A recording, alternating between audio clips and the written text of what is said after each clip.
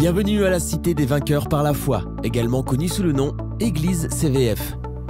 Notre vision repose sur 1 Jean 5,4 dans les Écritures qui dit que « Tout ce qui est né de Dieu triomphe du monde, et la victoire qui triomphe du monde, c'est notre foi. » Consacré au Seigneur.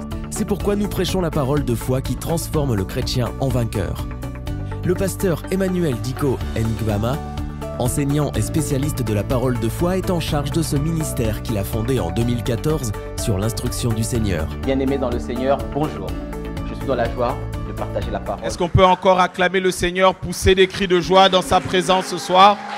Alléluia! Alléluia! Yes! Yes! Merci à la chorale. Si tu es dans la joie ce soir, est-ce que je peux t'entendre dire Amen? Si tu crois que le Seigneur va te visiter ce soir, est-ce que je peux t'entendre crier Amen? Acclamons encore le roi des rois. Poussons des cris de joie, bien-aimés. On ne se lasse pas. On ne se lasse pas. Alléluia. Merci Jésus. Amen. Ah, nous sommes dans la joie. J'aime la présence du Seigneur et ce qu'il est en train de faire au milieu de nous ce soir, cette nuit, ceux qui nous suivent sur Zoom ou sur autre chose, je ne sais pas, en tout cas, que le Seigneur vous bénisse. Merci de vous asseoir dans la présence du Seigneur. Parole contre. C'est la réalité du combat spirituel. Le monde spirituel fonctionne par la parole. Pourquoi? Parce que Dieu a tout créé par la parole. Le Seigneur manifeste sa divinité au travers de sa parole. Alors, le but de ce que nous sommes en train de faire cette nuit, ce matin, c'est simplement nous rentrons dans notre nouvelle année académique, comme vous le savez. Mais bien plus que cela, nous allons maintenant déclarer des choses. Et je vais te donner beaucoup de versets d'équipement. Et après, nous allons passer un temps dans la prière, dans la déclaration. La première chose que tu dois savoir, c'est que dans le monde spirituel, tout ce qui existe, tout ce qui a été créé possède la capacité d'entendre et de parler. Est-ce que quelqu'un me comprend? On va lire ce passage de base que vous connaissez, mais qui est tellement important. Dans la version Parole de vie, c'est Job chapitre 38, versets 33 à 35. Job chapitre 38, versets 33 à 35. Amen. Alors, je ne sais pas si c'est affiché ou pas. Mais en tout cas, moi je vais lire alors. La Bible dit ceci. Est-ce que tu connais les lois qui gouvernent le ciel? Est-ce toi qui diriges leur action sur la terre? Ici, la Bible nous pose la question. Dit, si quelqu'un connaît les lois qui gouvernent le ciel, il peut diriger les actions sur la terre. Amen. Il faut que tu comprennes ceci, c'est que les réalités de l'esprit, et la Bible explique dans Hébreux chapitre 11, c'est par la foi que nous savons que tout ce qui existe vient de ce qui est invisible, n'est-ce pas?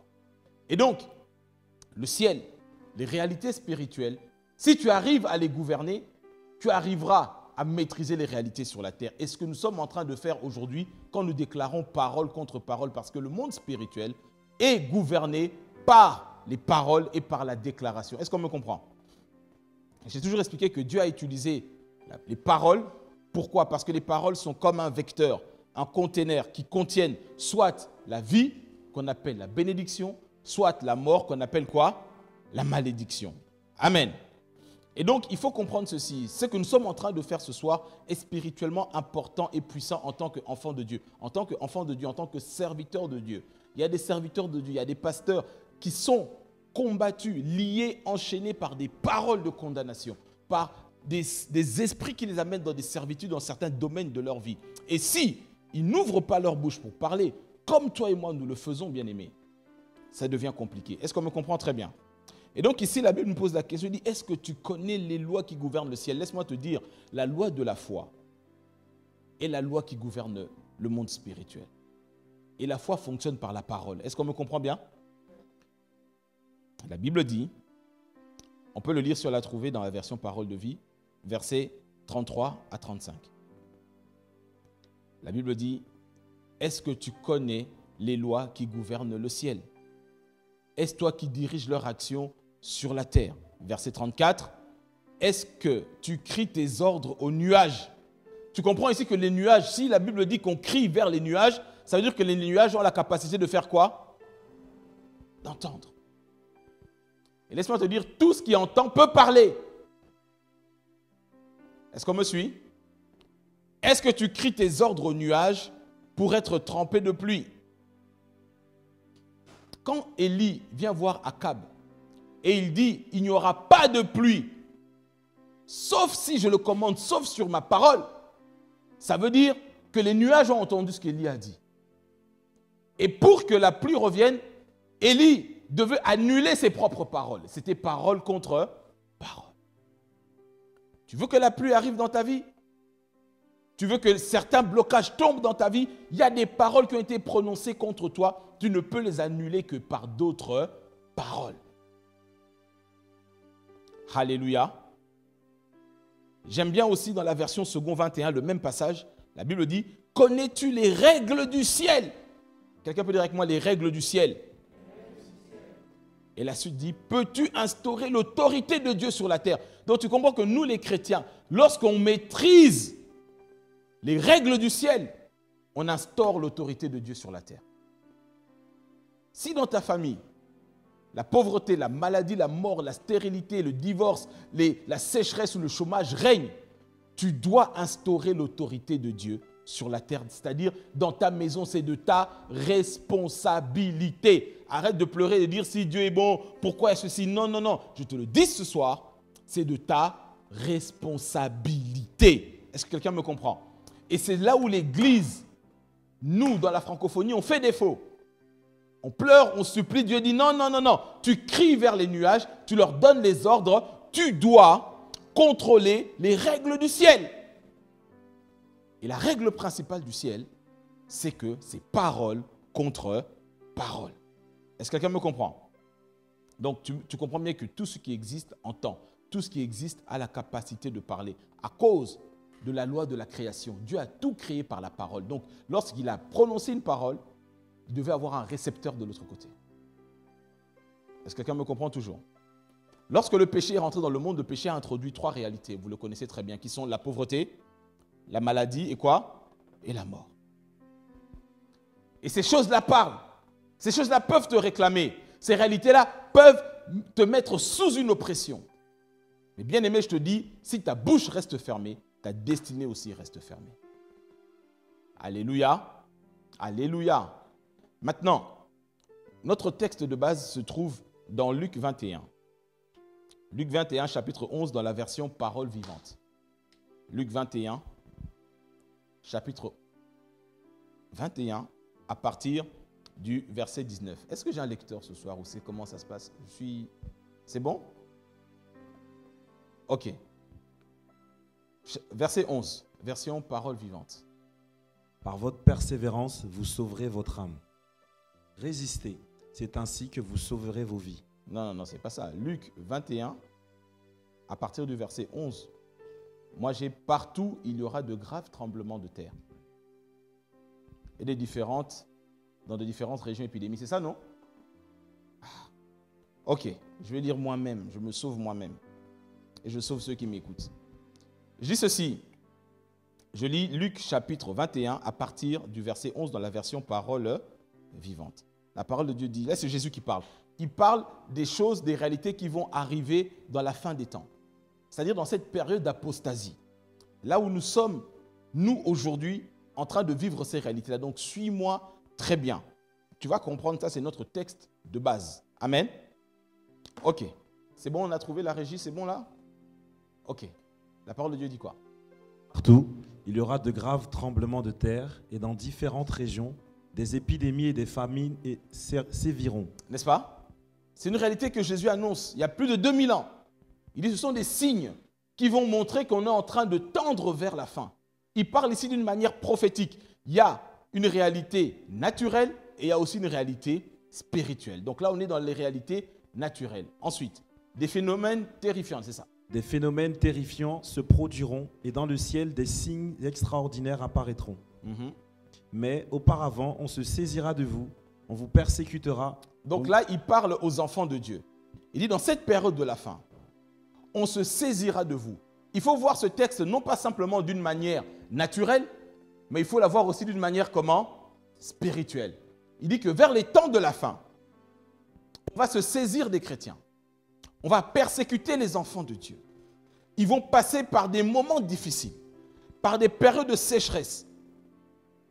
L'évangile est pour notre bonheur, c'est vrai. Mais dans cette réalité, il y a des violences et il y a des combats. Est-ce que l'Église est toujours avec moi?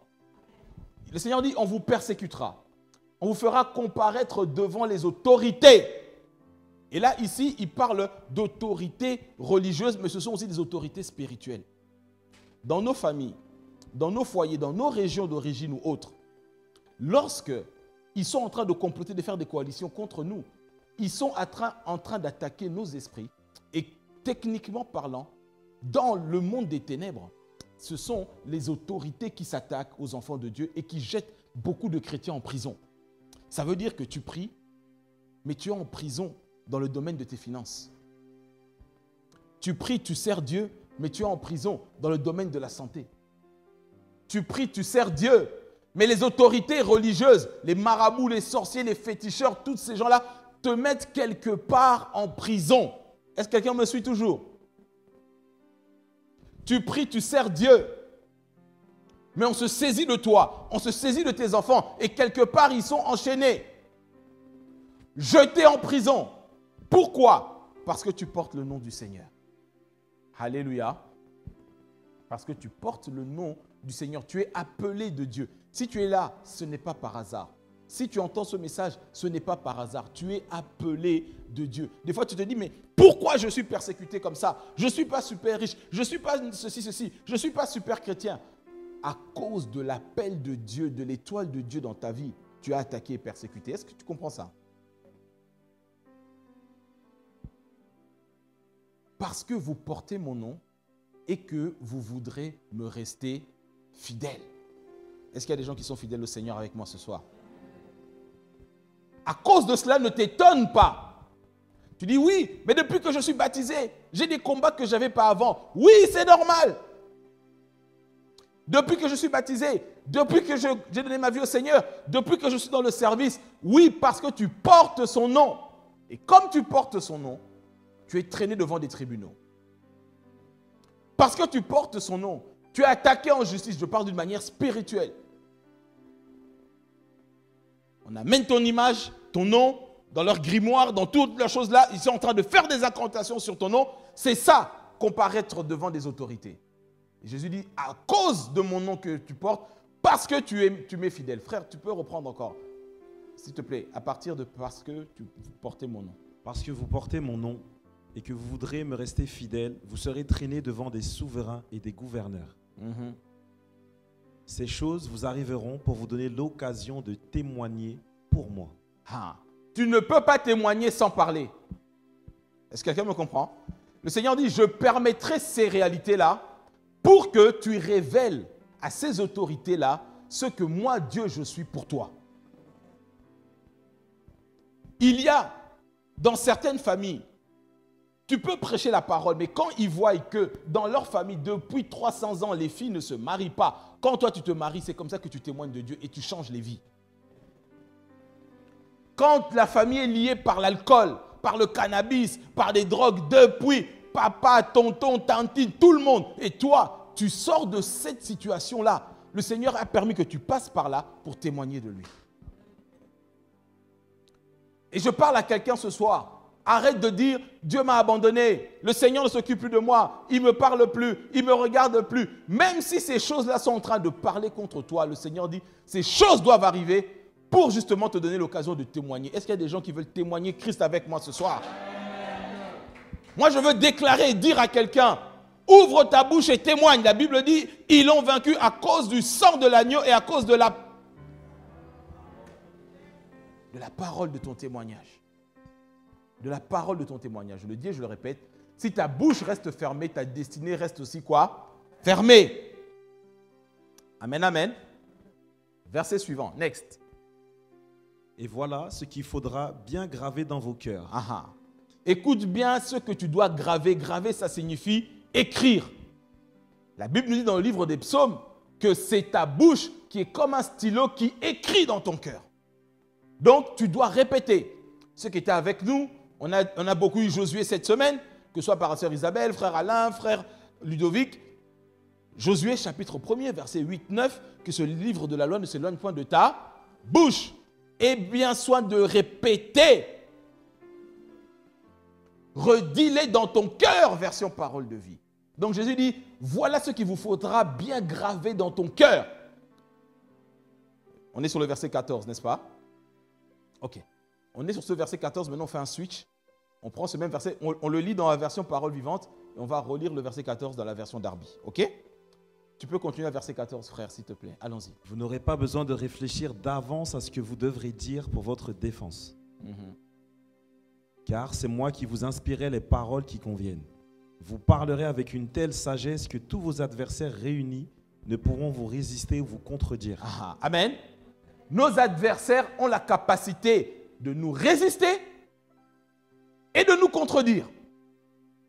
Ça veut dire quoi? Ça veut dire que certaines situations, quand tu es face au chômage, le chômage peut te résister. Ce n'est pas parce que tu donnes ta vie à Jésus que demain tout devient rose. Non, non, non, non. Il y a des forces qui vont te résister.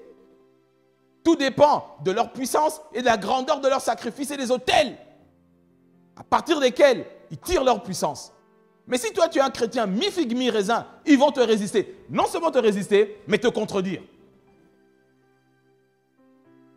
Tu as dit, je suis la tête et jamais la queue. Tu seras toujours le dernier à être choisi.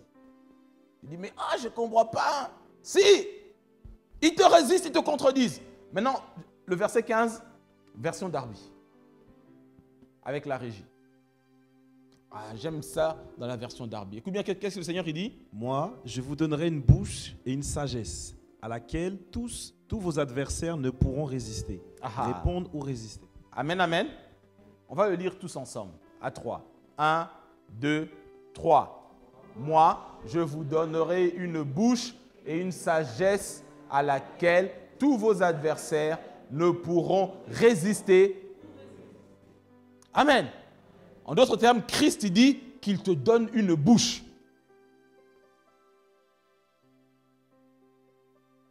La fonction première de la bouche, c'est de parler. Ensuite, manger. Mais d'abord quoi? Parler. Jésus dit, je vous donnerai une bouche et une sagesse. Pour résumer, en dehors de la personne de Christ, la sagesse, c'est tout simplement la bonne application de la connaissance. Il dit, je vous donnerai une bouche qui vous permettra d'appliquer la connaissance que vous avez et à partir de là, tous vos adversaires ne pourront ni répondre, ni quoi? Résister. Tu connais le passage avec Jésus dans Marc chapitre 11 avec le figuier. Jésus avait faim, il voulait avoir à manger les fruits. Mais ma Bible me dit à un moment donné, Jésus répondit au figuier. Il lui dit, plus personne ne mangera de ton fruit. Il a maudit le figuier. Et le verbe qui m'intéresse, c'est le verbe répondre. Si Jésus a répondu au figuier, ça veut dire que le figuier fait quoi? Il parle et il peut aussi entendre. Amen, amen. La foi biblique normale parle aux éléments. Tu marches dans une vie de foi réelle, on te prendra pour un fou. Tu peux parler au mur, aux cailloux. À cause de la loi de la création. Est-ce que l'Église est toujours avec moi? Jésus dit, mais moi je vous donnerai une bouche pour appliquer la sagesse, la connaissance. Et à partir de là, il dit bien vos adversaires. Ça veut dire qu'on en aura plusieurs. Est-ce que l'Église me comprend toujours? Vos adversaires ne pourront ni répondre. C'est pour ça qu'on parle de parole contre parole. Et quand tu ouvres ta bouche, tu parles comme Dieu parle avec des paroles de sagesse, ils ne pourront ni répondre ni résister. C'est pour ça qu'on dit, mais je prie tous les vendredis. On est là dans les temps d'Ikao, je prie. S'ils résistent, continue. Nous souvent on essaie une fois, ça ne marche pas. Non, Jésus dit, ils vont te résister. Mais ta bouche doit continuer à parler. Est-ce que l'Église me comprend toujours? Amen, amen. Ok. Je prends un autre exemple. Je reviendrai encore plus tard sur l'exemple de Jésus, mais je prends un autre exemple biblique dans la personne de Moïse.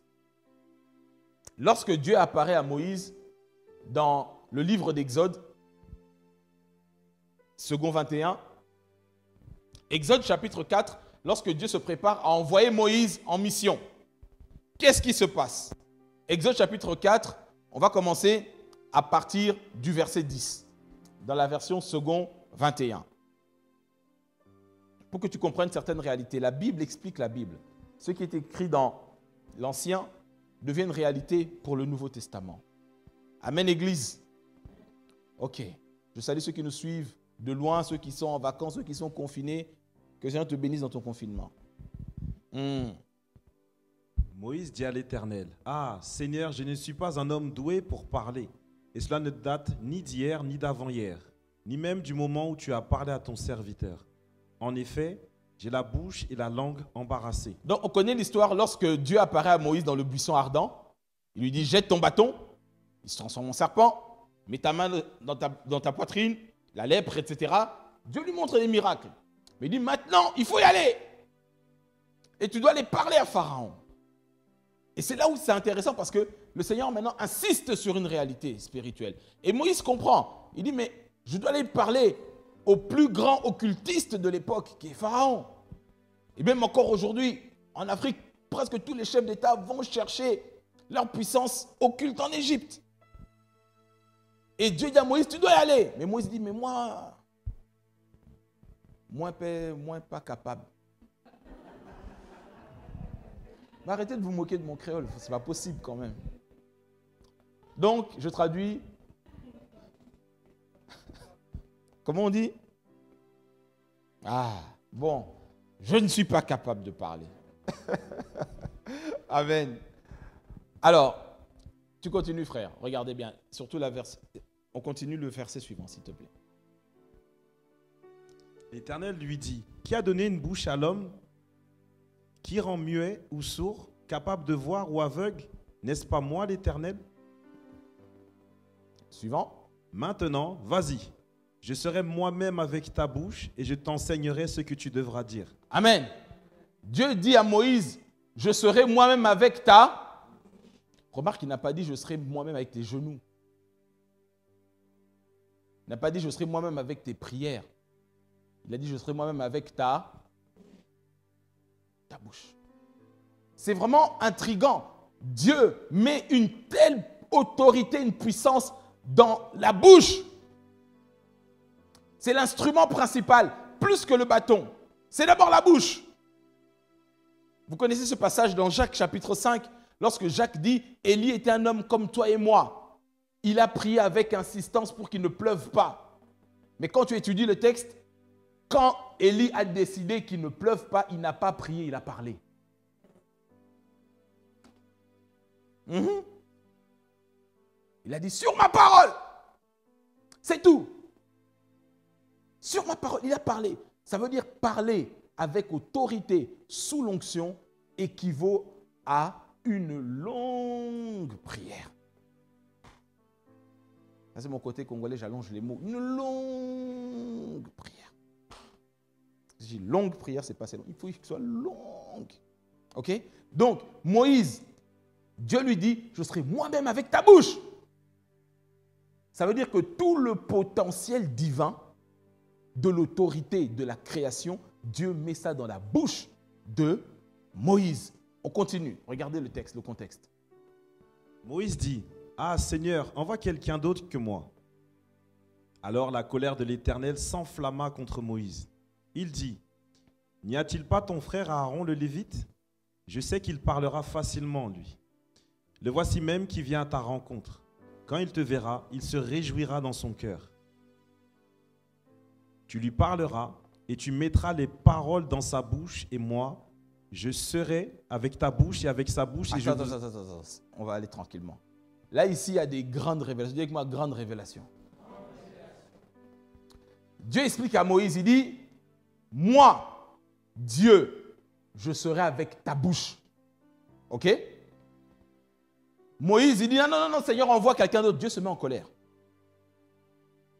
Parce que C'est à ce moment-là que le transfert, le dépôt d'autorité se fait. Dans la pensée de Dieu, Aaron ne devait pas être à la base sacrificateur. C'est parce que Moïse a refusé. Est-ce qu'on me comprend? Mais ce n'est pas fini. Dieu dit, tu lui parleras et tu mettras les paroles dans sa bouche. Et moi, je serai avec ta bouche et avec sa bouche. Amen. Je t'explique pour que tu comprennes. Suis-moi très bien. On sait tous que l'Ancien Testament est l'image des réalités à venir, n'est-ce pas? Dieu ici dit à Moïse, Moïse, moi Dieu, je m'engage à être dans ta bouche tout ce que tu vas dire. Lorsque tu vas parler, la création ne verra pas Moïse, mais verra Dieu. Parce que c'est le même principe qu'il y avait dans le jardin d'Éden. Dans le jardin d'Éden, lorsque Adam commandait à la création ne voyait pas Adam en tant qu'Adama, la personne créée, mais voyait Dieu, parce qu'il était enveloppé de la gloire de Dieu. C'est le même principe. Mais ici, il va encore plus loin. Il dit maintenant, comme tu ne veux pas ça, moi maintenant Dieu, je t'envoie quelqu'un qui va parler. Il sera comme ton enfant spirituel. Il dit, toi tu seras Dieu et lui il sera comme prophète, n'est-ce pas? Maintenant Moïse ici, Dieu lui dit, tu vas parler à Moïse et tu vas parler à Aaron et tu mettras mes paroles dans la bouche d'Aaron. C'est exactement le même principe dans le Nouveau Testament avec le Saint-Esprit et l'Église. Ça veut dire que lorsque tu reçois un enseignement inspiré, ce que je dis maintenant, c'est moi qui mets les paroles de Dieu qui sont dans ma bouche, dans ta bouche. Est-ce qu'on comprend mieux? Et quand maintenant tu suis la même règle, il dit, moi je te parle, aujourd'hui toi qui m'écoutes, Dieu va mettre mes paroles dans ta bouche. En plus de cela, Dieu dit, je serai, moi, Dieu, avec la bouche du pasteur et la bouche des brebis. Est-ce qu'on comprend? Ça veut dire que certaines réalités, tu ne peux pas les vaincre si tu n'es pas connecté. Parce que le monde spirituel fonctionne avec des lois d'autorité, accréditation. Il dit, quand toi tu vas parler, comme tu deviendras Dieu pour Aaron, et Aaron devient ton prophète, ton porte-parole, tu mettras tes paroles dans sa bouche, moi j'appuie tes paroles et j'appuie ses paroles. Et c'est exactement ce qui va se passer ce soir. Ce que tu vas entendre aujourd'hui, quand on va commencer à prier, à déclarer la parole de Dieu, Dieu sera avec mes paroles que je déclarerai sur ta vie et Dieu sera aussi sur tes paroles que tu vas déclarer sur ta vie. Si tu reçois cela, donne-moi un puissant Amen. Est-ce qu'on comprend? Je n'invente rien. Dieu s'est fâché contre Moïse parce que Moïse ne voulait pas être connecté à cette réalité. Il dit, tu lui parleras et tu mettras les paroles dans sa bouche. Quand tu entends la parole de foi, que je t'enseigne tous les dimanches, que tu reçois ces choses-là, le pasteur est là pour mettre ces paroles-là dans ta bouche. Et maintenant, quand toi, tu vas commencer à parler, Dieu va augmenter mon onction et va aussi augmenter ton onction. Je déclare ce soir que le Seigneur te donne une bouche et une sagesse contre laquelle les démons de la famille de ton père, je dis les sorciers de la famille de ta mère, ne pourront ni résister ni répondre dans le nom puissant de Jésus. Amen, amen. Il dit, tu lui parleras, tu mettras les paroles dans sa bouche et moi, je serai avec ta bouche et avec sa bouche. Et je vous enseignerai ce que vous devrez faire. Amen. Ok, on est toujours dans le même texte, on est au verset 15. On va reprendre pour que tout le monde puisse bien comprendre. On peut même remonter à partir du 13e verset. Amen. Ok, allons-y. À partir du verset 13. Moïse dit, « Ah, Seigneur, envoie quelqu'un d'autre que moi. » Alors la colère de l'Éternel s'enflamma contre Moïse. Il dit, « N'y a-t-il pas ton frère Aaron le Lévite? Je sais qu'il parlera facilement, lui. Le voici même qui vient à ta rencontre. Quand il te verra, il se réjouira dans son cœur. Tu lui parleras et tu mettras les paroles dans sa bouche, et moi, Je serai avec ta bouche et avec sa bouche, et je vous enseignerai ce que vous devriez faire. C'est lui qui parlera pour toi au peuple. Il te servira de bouche et toi, tu lui tiendras pour lui la place de Dieu. Amen. C'est la même révélation. C'est-à-dire que quand vous allez arriver dans les réalités auxquelles vous êtes confrontés dans votre maison, dans votre foyer, vous me servirez de bouche. Et moi, je serai comme le porte-parole de Dieu sur ta famille. Ça veut dire que ce qu'on va déclarer ici ce soir dans ce temple, rien ni personne ne pourra l'arrêter. Est-ce que quelqu'un me comprend? C'est la même réalité qu'il y a dans le jardin d'Éden, c'est ça qui va se passer. C'est lui qui parlera pour toi au peuple, il te servira de bouche et toi, tu tiendras pour lui la place de Dieu ici, la source de la parole et la source d'autorité. Quelqu'un dit avec moi, autorité. Continue, frère.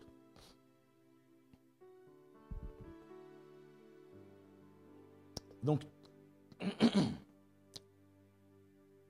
la place de Dieu, n'est-ce pas? Ok, bon, je continue. La Bible dit ceci. La place de Dieu, on est au verset 16. Il reste encore un seul verset, au verset 17. Il dit, prends ce bâton dans ta main. Prends ce bâton dans ta main, c'est avec lui que tu accompliras les signes. Donc tu vois que le bâton vient après. Mais c'est d'abord la bouche. Est-ce qu'on comprend? Pourquoi? Je vais t'expliquer. J'avais demandé à la régie de me projeter une image pour qu'on puisse comprendre, mais bon, Daphné m'a dit que ce n'était pas possible techniquement.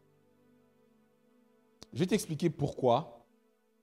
Dans l'Ancien Testament, les 400 ans d'esclavage que le peuple d'Israël a passé en Égypte, tout cela ne dépendait que d'une seule chose, de la bouche. Amen. Souvent, je ne prends pas l'occasion je ne fais pas ça souvent, mais j'avais vraiment voulu bien expliquer ça. L'alphabet grec et l'alphabet hébreu, quand on lit la Bible, il y a beaucoup de révélations qui sont dedans. L'Ancien Testament, comme tu le sais, a été écrit en hébreu, n'est-ce pas? L'alphabet hébreu possède 22 lettres. Et parmi ces lettres-là, il y a une lettre qu'on appelle la lettre Ph, c'est-à-dire P-H-E, qui a donné le son F. La valeur numérique dans l'alphabet hébraïque, chaque lettre a une valeur numérique, c'est-à-dire un code et une révélation dedans.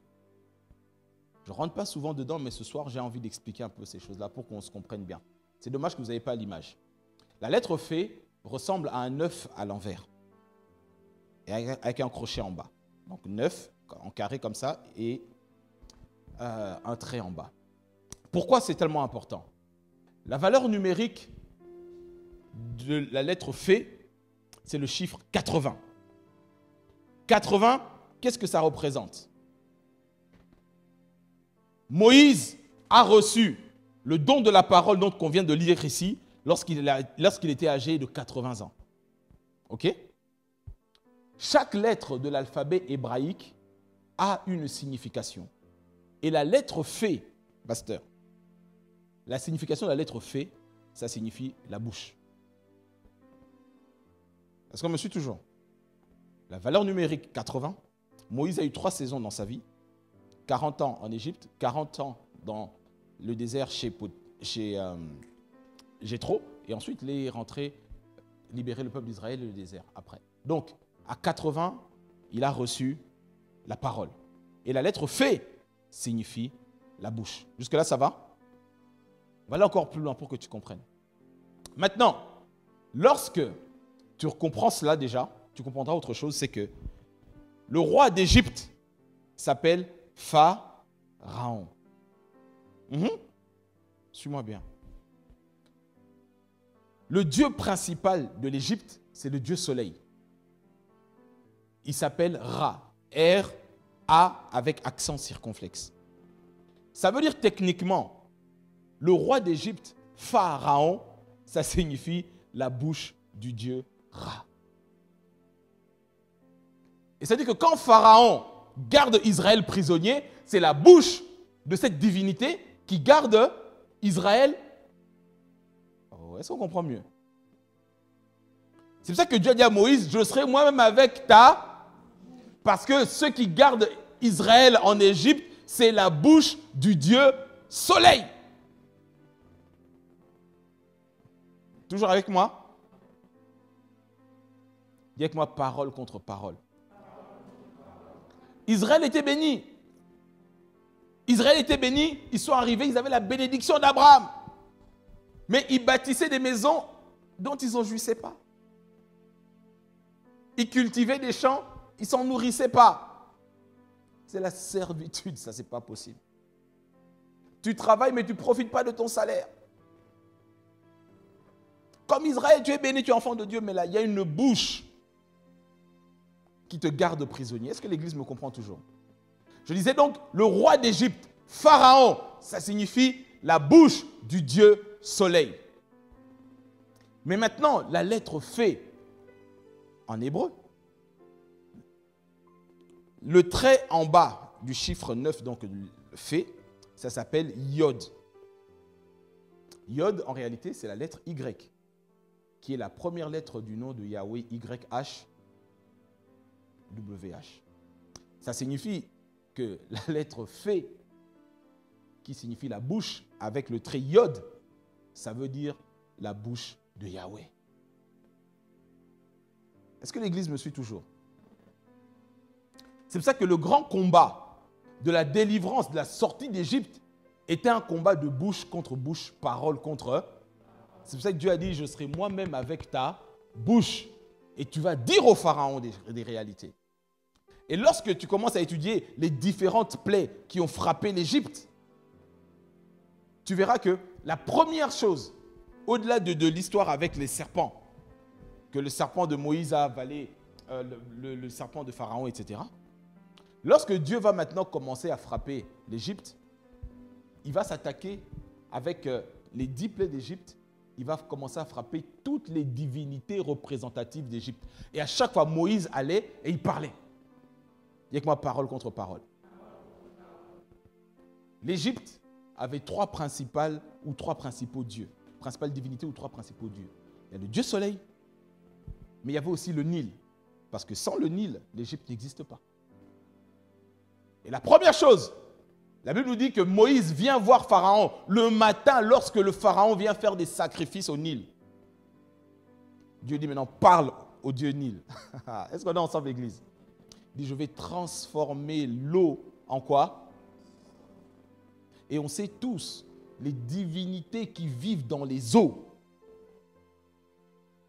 Ça veut dire que lorsque tu es attaqué par des esprits des eaux, des maris de nuit, des femmes de nuit, des sirènes et ces esprits-là, la victoire se trouve dans le sang de Jésus.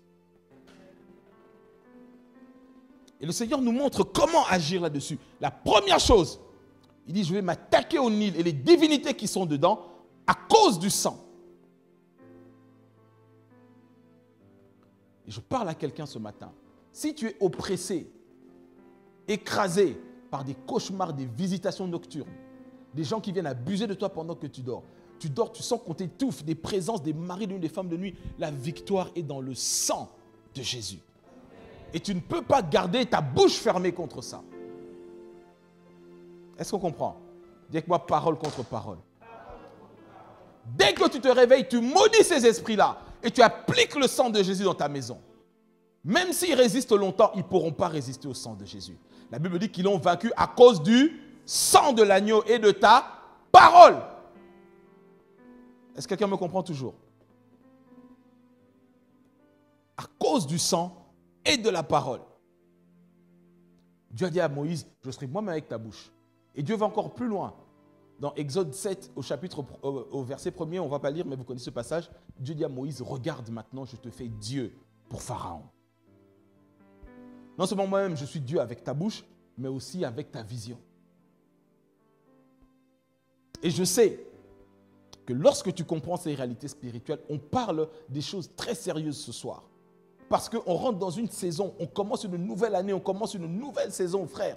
Il y a des choses qui ont trop parlé contre toi. Mais la Bible te démontre que la victoire est dans ta bouche. Pendant que je suis en train de parler là, fais ta liste. Tu regardes, tu dis, stérilité, échec, surendettement. Ce sont des choses qui parlent contre toi. Pour d'autres, ce sont des maris de nuit, ce sont des femmes de nuit, ce sont des oppressions. Le sang de Jésus. Moïse est venu directement attaquer le Nil. Et on verra que vers la fin, il va s'attaquer au Dieu soleil. Il dit pendant 3 jours, il n'y aura pas de soleil en Égypte. La bouche du Dieu soleil contre la bouche de Yahweh. Est-ce qu'on comprend? Et cette bouche-là parle aux éléments. C'est pour ça que Dieu dira à Moïse, il dit, mais étends ton bâton, parle à la mer Rouge. Il dit, pourquoi tu pries, tu m'invoques? Parle. Alors dis à ton voisin, parle. Parle, parle. Est-ce qu'on comprend ça bien? On revient dans le Nouveau Testament. Je prends un autre exemple avec Jésus, pour que ça devienne évident pour toi. Tu connais ce passage lorsque Jésus dort dans le bateau et il y a la tempête qui arrive. On est dans le livre de Marc au chapitre 4, dans la version Summer. Marc chapitre 4, le verset 37 et jusqu'au verset 39. Marc chapitre 4, version Summer, verset 37 jusqu'au verset 39. Or, voilà qu'un vent très violent se mit à souffler. Les vagues se jetaient contre la barque qui se remplissait d'eau. Lui, à l'arrière, dormait, la tête sur un coussin. Les disciples le réveillèrent et lui crièrent « Maître, nous sommes perdus, et tu ne t'en soucies pas ?» C'est la vie de beaucoup de chrétiens. Christ est avec toi dans ta vie. Mais ça n'empêche pas que l'eau puisse rentrer dans ta barque. Et beaucoup ne viennent pas à l'église parce qu'ils sont comme Pierre. Il dit, mais Seigneur, je suis surendetté, tu t'en soucies pas? N'est-ce pas? Je suis oppressé, tu t'en soucies pas? Beaucoup sont dans cette situation. Mais ce soir, le Jésus que nous servons va se réveiller dans ta vie. Et maintenant, regardez le verset 39. Il se réveilla, parla sévèrement au vent et ordonna au lac « Silence, tais-toi !» Le vent tomba et il se fit un grand calme. On va décortiquer le verset 39. Dis avec moi parole contre parole. Ici, on nous dit d'abord, 1, Jésus se réveille. 2, il a parlé. Ce soir, il faut que toi, tu te réveilles. 2, que tu parles. Réveiller, ça veut dire prends conscience. L'eau est en train de rentrer dans ton mariage. Ta barque est en train de couler financièrement. Tu es en train de faire banqueroute. Ta santé est en train de dépérir. Réveille-toi, prends conscience. Ensuite, parle. Mais ne parle pas n'importe comment. Et ne dis pas n'importe quoi. Est-ce que les chrétiens me comprennent toujours? Regardez. La Bible dit qu'il se réveille et il parla sévèrement au vent et ordonna au lac. Silence, tais-toi. Et quand tu décortiques ce texte, nous on s'arrête souvent à la première phrase, il parla sévèrement au vent et au lac. Non, non, non. Quand tu regardes bien, tu verras que le mot silence s'adresse au vent. Tais-toi s'adresse au lac. Amen, amen. Ça semble être la même chose, mais ce n'est pas pareil.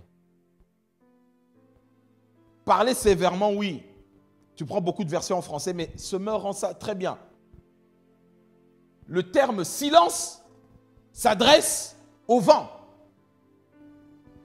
Parce que les vents, le mot vent en grec et le mot esprit, c'est la même chose.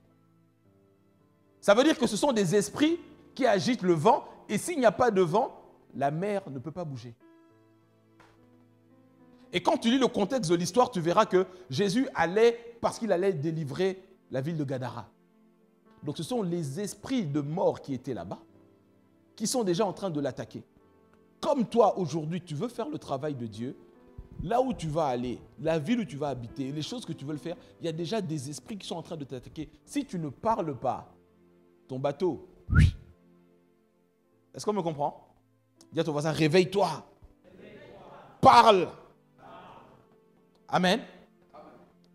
Le mot silence adressé aux esprits et au vent, en grec, siapao, ça veut dire quoi? Techniquement parlant, ça signifie je te rends incapable de parler. Il n'a pas dit sors, il a dit tais-toi. Je te rends incapable de parler. Et mon dictionnaire grec dit tranquillité involontaire.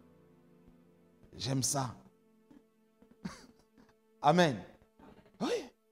Il dit tranquillité involontaire. C'est-à-dire que la volonté du vent, c'était de parler. Mais quand Jésus lui a dit en grec, siapao, tais-toi. Est-ce qu'on me comprend? Quels sont les vents qui agitent les ennemis contre toi?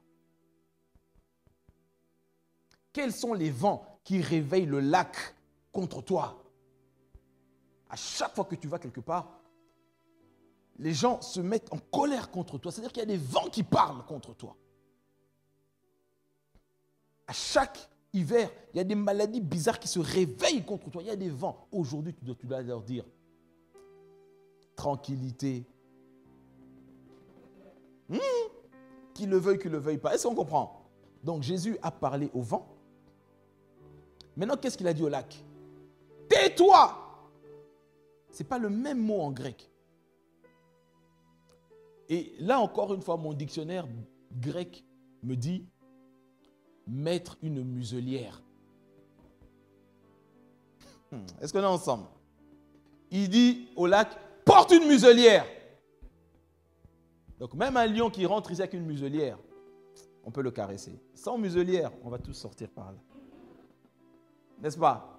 N'est-ce pas? Il a dit, l'autre, hé, je t'impose le silence. L'autre, je te ferme la bouche. Ça veut dire que toutes les circonstances contraires de notre vie nous parlent. Et nous devons parler comme Dieu parle. Est-ce que l'Église me suit toujours? C'est trop important. Je dis, fais ta liste, identifie, parce que ce soir, on va parler. Il lui dit, porte une muselière. Sois muselé. Dis à ta montagne, sois muselé. Parce que dans Marc 11, Jésus dit, tu diras à la montagne. C'est-à-dire que la montagne parle, elle entend.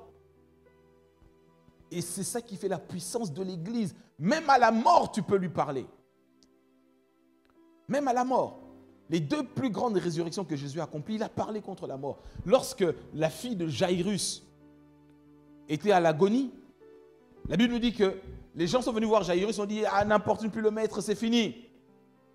La Bible dit que Jésus a entendu, mais il n'en a pas tenu compte. Et quand il arrive dans la maison de Jairus, la Bible dit qu'il entendait. Ah, vous ne connaissez pas les références, on va lire ça vite fait. Et après, regardez. Dans Marc chapitre 5, verset 37, dans la version parole vivante. C'est un des miracles que je préfère de Jésus. Marc chapitre 5 au verset 37. Tu peux commencer à verset 38 directement même. Verset 38. En arrivant à la maison du chef de la synagogue, Jésus aperçoit une cohue bruyante. Il entend des gens qui pleurent et qui poussent de longs gémissements. Tu vois, il entend des bruits parce que la mort parle. Est-ce qu'on me comprend? Il fait pousser des pleurs et des gémissements. Maintenant, regardez la suite. Qu'est-ce qui se passe? Il entre dans la maison et leur dit, « Pourquoi tout ce tumulte? Qu'avez-vous à pleurer? L'enfant n'est pas morte, elle est seulement endormie. » Ah, amen. Jésus parle le langage de la foi. Est-ce qu'on me suit? Il parle le langage de la foi. Il dit, elle n'est pas morte, elle est endormie. Face à la mort et les pleurs, Jésus parle un autre langage. Dis avec moi, parole contre parole. Que si c'était toi, tu vas dire, ah mais c'est terminé, le docteur a dit, c'est fini, nous tous on va pleurer, on va y aller. Non, il n'y a pas d'on va pleurer, on va y aller. Non, non, non, non, non. Parle comme Dieu parle. Il rentre dans une maison, il entend déjà les bruits, il dit, mais pourquoi tant de bruit? Elle n'est pas morte. La même chose avec Lazare. Lorsqu'on veut lui annoncer que Lazare est mort, il dit, on va aller réveiller Lazare. C'est à cause des disciples, à un moment donné, Jésus a dû changer son langage pour eux. La Bible nous dit, Jésus leur parla clairement, il leur dit, Lazare est mort. mais de lui-même, il disait que Lazare dormait. Ah, bon, je peux que tu connais pas ce passage. Rapidement, Jean, chapitre 11. Jean 11, 11, tout simplement. Jean 11, 11. Puis, après une pause, il ajouta, « Notre ami Lazare s'est endormi. Je vais aller le réveiller de son sommeil. » Vous voyez? Parole contre parole. La mort parle, mais Jésus dit non, non, non, non. Il appelle la mort sommeil. Il appelle maladie guérison. Et ce soir, il appelle ta défaite victoire. En réalité, c'est l'action du Messie. L'Esprit du Seigneur est sur moi. Il m'a oint pour annoncer aux pauvres la bonne nouvelle. Amen. Ceux qui ont le cœur brisé, la guérison. Aux captifs, la liberté. Aux aveugles, la vue. Et à nos ennemis, la vengeance de Dieu. Est-ce que l'Église me comprend? Ça veut dire que si ta bouche est fermée, frère, tu es condamné à perpétuité. Dis encore avec moi, parole contre parole. Alors rapidement, on arrive à la fin du message, je vais prendre le temps de prier. Qu'est-ce qui se passe lorsque nous parlons? Qu'est-ce qui se passe lorsque nous parlons? Prends bien note. Première chose, lorsque nous parlons, on fait taire toute opposition. C'est le passage qu'on a vu tout à l'heure dans Luc 21, verset 15, dans la version Darby. Moi-même, je relis rapidement. Jésus dit, « Mais moi, je vous donnerai une bouche et une sagesse à laquelle tous vos adversaires ne pourront ni répondre, ni résister. » Je déclare que c'est ton cas ce soir dans le nom puissant de Jésus. Première chose, lorsque nous parlons avec foi, parole contre parole, on fait taire toute opposition. Deuxième effet, lorsque tu parles avec foi, quand tu parles, tu te justifies. C'est-à-dire tu rétablis ton droit. Pour cela, on connaît ce passage dans Matthieu chapitre 12, verset 37. En effet, par tes paroles, tu seras déclaré juste ou par tes paroles, tu seras condamné. Première chose, ça fait taire l'opposition.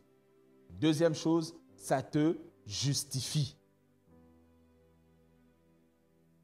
Troisième effet, quand nous parlons parole contre parole, il y a une très grande réalité spirituelle à laquelle on ne fait pas vraiment attention. Lorsque nous parlons comme Dieu parle dans le monde spirituel, quand tu parles comme Dieu parle, les anges, troisième effet, les anges se mettent en mouvement.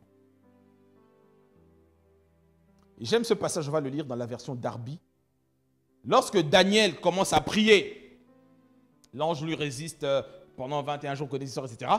Mais écoute bien, Daniel chapitre 10, on va uniquement lire le verset 12. Daniel 10, verset 12. Dis encore avec moi, parole contre parole. Il poursuivit, « Sois sans crainte, Daniel, car dès le premier jour où tu as appliqué ton cœur à comprendre et à t'humilier devant ton Dieu, ta prière a été entendue, et je suis venu vers toi en réponse à tes paroles. » Ah, l'ange dit quoi? Je suis venu vers toi en réponse à tes paroles. Si tu ne parles pas, le monde spirituel ne se met pas en mouvement. Dans le psaume 103, la Bible dit que les anges sont des esprits puissants et ils répondent à la parole de Dieu qui sort de ta bouche. Est-ce que l'Église me comprend? L'ange lui dit, je suis venu à cause de tes paroles. Et tu remarqueras ici, il dit, dès le premier jour où tu as prié, les anges se sont mis en mouvement. Même s'il y a de la résistance, et confiance dans la parole de Dieu. C'est pour ça, nous qui étudions la foi, tu peux dire, la foi se conjugue au présent. Parce que dès que tu le déclares, les anges se mettent en mouvement. Même si tu dois attendre 21 jours, mais ils sont déjà en mouvement, c'est-à-dire que ta réponse est déjà là. Est-ce qu'on comprend mieux? C'est une question de matérialisation, mais elle est déjà en route. L'Église me suit toujours? Quatrième et dernier effet. Lorsque tu parles, parole contre parole, Dieu confirme ce que tu dis par des témoignages. Je dis bien, Dieu confirme ce que tu dis par des témoignages. Ésaïe 44, verset 26, dans la version Parole de vie. Ésaïe 44, verset 26, dans la version Parole de vie. C'est le dernier verset, puis on va s'arrêter là. Ésaïe 44, verset 26. Qu'est-ce que la Bible dit? Moi, le Seigneur. Mais je réalise les paroles de mes serviteurs et je fais réussir ce que mes envoyés ont annoncé. Dieu dit, je réalise les paroles de mes... Ça veut dire que la main de Dieu, la réalisation des choses de Dieu dépendent de tes paroles. Comme tu es là, tu es serviteur de Dieu. Dans ta maison, dans ton foyer, etc. Tu es serviteur de Dieu. Si tu ne parles pas, Dieu n'agit pas. Est-ce qu'on me suit? Si tu ne parles pas, Dieu n'agit pas. Il s'engage, il dit, moi Dieu, je réalise les paroles de mes serviteurs et je fais réussir ce que mes envoyés ont annoncé. Qu'est-ce que tu vas annoncer ce soir? Tu vas être en accord avec ce que tu ressens ou tu vas être en accord avec ce que la parole de Dieu dit pour toi? Est-ce qu'on me comprend? Tu vas être en accord avec tes émotions ou tu vas être en accord avec ce que la parole de Dieu a déclaré? Tu vas être en accord avec l'histoire d'échec de ta famille ou tu vas dire ce que Dieu dit que tu es? Dieu avec moi, parole contre parole. C'est dans ça que nous sommes ce soir. Si ta bouche reste fermée, ta destinée reste fermée. Il dit, je réalise les paroles de mes serviteurs. Pour revenir encore à Moïse, tu verras qu'à un moment donné, Pharaon lui dira, partez prier, comme tu l'as dit. Si Moïse n'a rien dit, Pharaon ne pouvait rien dire, ni faire. C'est la bouche du Dieu Soleil contre la bouche de Yahweh. Et Dieu a dit à Moïse, je serai moi-même avec ta bouche. Est-ce que l'Église me comprend toujours? Est-ce qu'on est toujours ensemble, peuple de Dieu? Donc je répète les 4 effets. La première chose, ça fait taire toute opposition. Deuxième chose, quand tu parles, tu te justifies. Troisième chose, les anges se mettent en mouvement dès le premier jour. Et enfin, Dieu confirme ce que tu dis. Tu connais cette loi spirituelle, nous les étudiants de la parole de foi. Le son précède le signe. Le son précède quoi? Le signe. C'est pour ça que Job dira que mes oreilles avaient entendu parler de toi. Mais aujourd'hui là, je redis, mes oreilles avaient quoi? Entendu parler de toi. Mais maintenant, je dois voir. Dis à quelqu'un, je dois voir. Je dois voir. Dis au Seigneur, je dois voir. Dis au Seigneur, je vais voir. Acclame le roi des rois. Alléluia.